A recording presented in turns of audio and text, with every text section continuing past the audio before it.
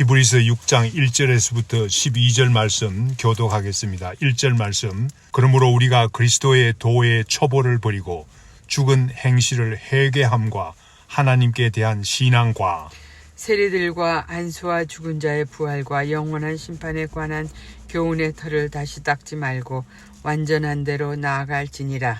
하나님께서 허락하시면 우리가 이것을 하리라. 한 번 빛을 받고 하늘의 은사를 맛보고 성령에 참여한 바 되고 하나님의 선한 말씀과 내세의 능력을 맛보고도 타락한 자들은 다시 새롭게 하여 회개하게 할 수 없나니 이는 그들이 하나님의 아들을 다시 십자가에 못 박아 드러내 놓고 욕되게 함이라. 땅이 그 위에 자주 내리는 비를 흡수하여 밭가는 자들이 썩기에 합당한 채소를 내면 하나님께 복을 받고 만일 가시와 엉겅퀴를 내면 버림을 당하고 저주함에 가까워 그 마지막은 불사름이 되리라. 사랑하는 자들아, 우리가 이같이 말하나 너희에게는 이보다 더 좋은 것 곧 구원에 속한 것이 있음을 확신하노라. 하나님은 불의하지 아니하사 너희 행위와 그의 이름을 위하여 나타낸 사랑으로 이미 성도를 섬긴 것과 이제도 섬기고 있는 것을 잊어버리지 아니하시느니라. 우리가 간절히 원하는 것은 너희 각 사람이 동일한 부지런함을 나타내어 끝까지 소망의 풍성함에 이르러 12절 말씀 다 같이 게으르지 아니하고 믿음과 오래 참음으로 말미암아 약속들을 기업으로 받는 자들을 본받는 자가 되게 하려는 것이니라. 아멘. 히브리서 4장 14절에서 예수님은 우리의 큰 대제사장이라고 하십니다. 구약시대에는 대제사장이 있었습니다. 아론과 그의 자손들입니다. 예수님께서 큰 대제사장이라는 의미는 아론과 그의 자손인 대제사장보다도 더 위대한, 더 완전한 대제사장이 되시는 분이라는 의미가 아니겠습니까? 예수님께서는 하나님의 아들이십니다. 대제사장이 되시는 분이십니다. 더 큰 대제사장이 되실 수밖에 없지 않습니까? 그러나 큰 대제사장이신 예수님은 육체의 몸을 입으신 완전한 사람이십니다. 사람으로 시험을 받으셨기 때문에 우리의 연약함을 진실로 동정하시고 이해하시는 분이십니다. 우리가 어떤 상황 가운데 있어도 우리 사람을 이해하시는 분이심을 알 때 우리에게는 얼마나 큰 위로가 됩니까? 그러나 하나님의 아들이심으로 죄는 없으시다고 히브리서 기자는 증거합니다. 또한 예수님은 아론과 그의 자손들과는 달리 멜기세덱의 반차를 따라 대제사장이 되셨다고 5장 6절에서 말씀하고 있습니다. 멜기세덱의 반차를 따라 대제사장이 되셨다는 의미는 무엇입니까? 멜기세덱은 성경에 단 한 번만 나타나는 신비한 제사장입니다. 그와 같이 예수님도 단 한 번 나타나서 영원히 모든 인간의 구원을 이루셨다는 의미가 있습니다. 또한 멜기세덱은 살렘 왕으로서 제사장이었습니다. 예수님도 우리의 대제사장이며 우리의 영원한 왕이십니다. 아론이 소와 양의 피를 바침으로 대제사장의 역할을 감당하였습니다. 이에 비해서 멜기세덱은 떡과 포도주를 가지고 나와서 아브라함을 영접하였습니다.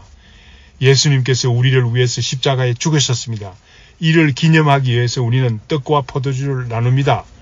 멜기세덱이 떡과 포도주를 가지고 나와서 아브라함을 영접한 사실은 우리의 성찬식의 그림자가 되지 않겠습니까? 이와 같이 예수 그리스도는 아론과 그의 자손이 감당하는 대제사장과는 비교할 수 없는 우리의 더 큰, 더 완전한 대제사장이 되셨습니다. 예수 그리스도는 하나님께 순종함으로 십자가에 죽으심으로 우리의 구원을 이루셨습니다. 5장 8절 9절 말씀 읽겠습니다. 그가 아들이시면서도 받으신 고난으로 순종을 배워서 온전하게 되셨은즉 자기에게 순종하는 모든 자에게 영원한 구원의 근원이 되시고 라고 했습니다. 그러므로 예수 그리스도를 믿는 우리는 영적으로 율법에 머물러 있을 수 없지 않습니까? 초보를 버리고 장성한 자가 되어야 한다고 가르치고 있습니다. 오늘 우리가 읽은 본문 말씀 1절에서 3절 말씀에서는 예수 그리스도에 순종하여 완전한 대로 나아갈 것을 가르치고 있습니다. 1절, 2절 말씀에서는 완전한 대로 나아가는 것이 무엇인지를 구체적으로 밝히고 있습니다. 먼저 죽은 행실에서 회개하라고 합니다. 여기에서 죽은 행실이라는 것은 우리가 믿기 전에 삶을 말하고 있습니다. 예수 그리스도를 믿기 전에 우리의 삶은 영적으로 죽은 삶이었습니다. 에베소 2장 1절 말씀에 분명히 나타나 있습니다. 그는 허물과 죄로 죽었던 너희를 살리셨도다라고 밝히고 있습니다. 우리가 이방인이든 유대인이든 예수 그리스도를 믿기 전에는 죽었던 사람들입니다. 그러나 우리가 회개하고 예수 그리스도를 믿게 되었습니다. 우리는 우리의 과거를 회개하지 않고 한 걸음도 앞으로 진보할 수 없습니다. 완전한 대로 나아갈 수 없는 것입니다.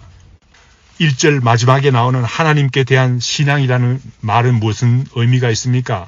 하나님께서 세우신 구원의 진리를 믿는 것을 말합니다. 하나님께서 예수 그리스도를 우리의 더 큰 대제사장으로 세우셨습니다. 그리스도를 순종하는 모든 사람들을 구원하시는 하나님의 계획을 믿는 것을 말합니다. 우리의 더 큰 대제사장이신 예수 그리스도에게 순종하지 않고 하나님께 한 발자국도 앞으로 나아갈 수 없습니다. 온전한 대로 완전한 대로 나아갈 수 없는 것입니다. 2절 말씀에 나오는 세례는 예수 그리스도의 죽으심과 합하여 하나됨을 의미합니다. 로마서 6장 3절에서 4절 말씀 읽겠습니다. 무릇 그리스도 예수와 합하여 세례를 받은 우리는 그의 죽으심과 합하여 세례를 받은 줄 알지 못하느냐.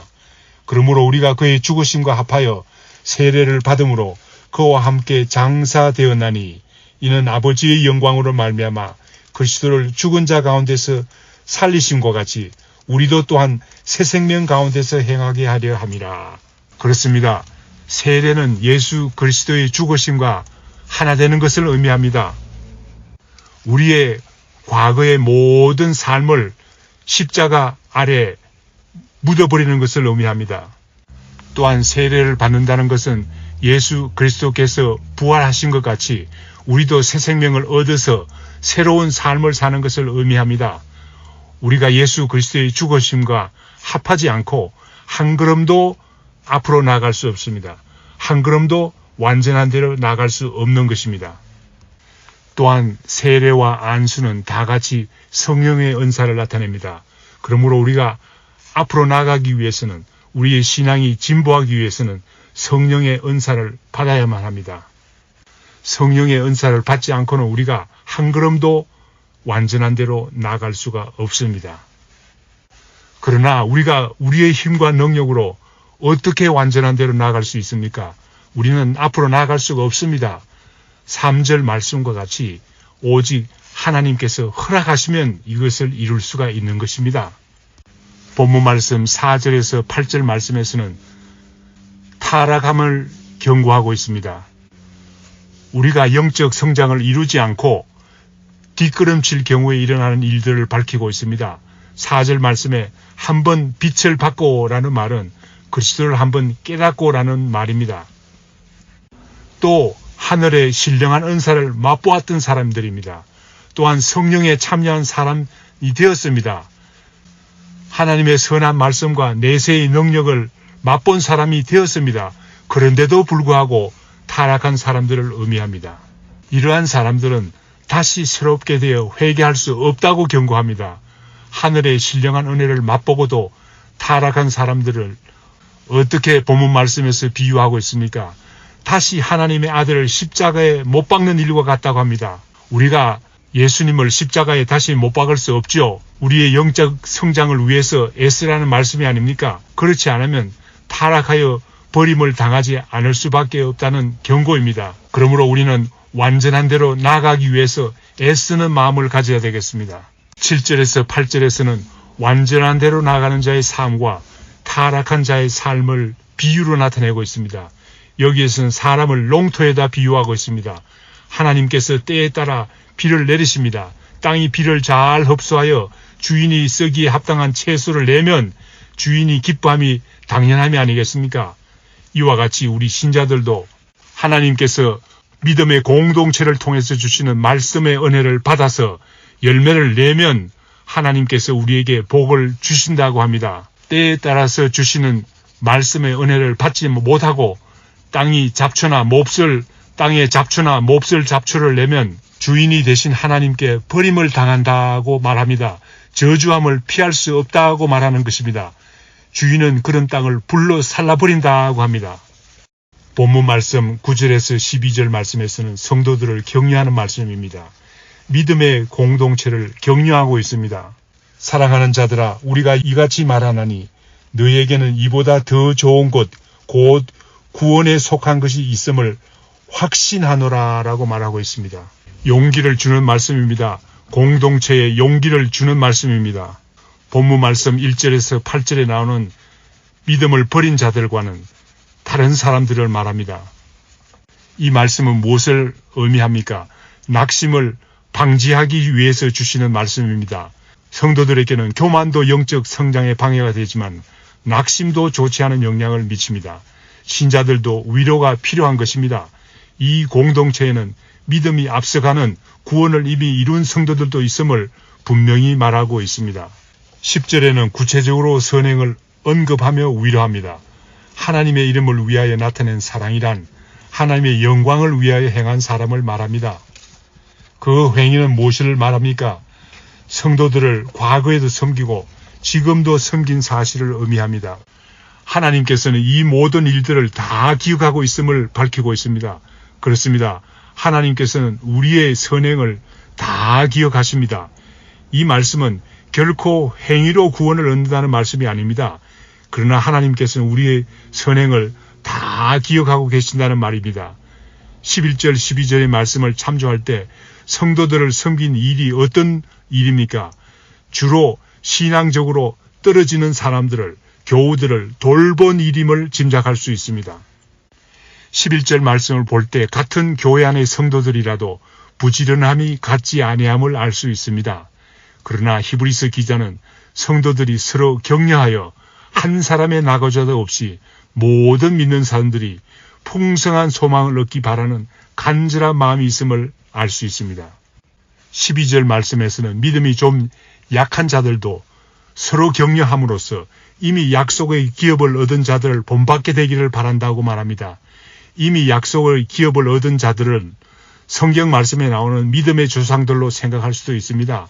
아브라함이나 이삭이나 야곱과 같은 사람들로 생각할 수도 있습니다.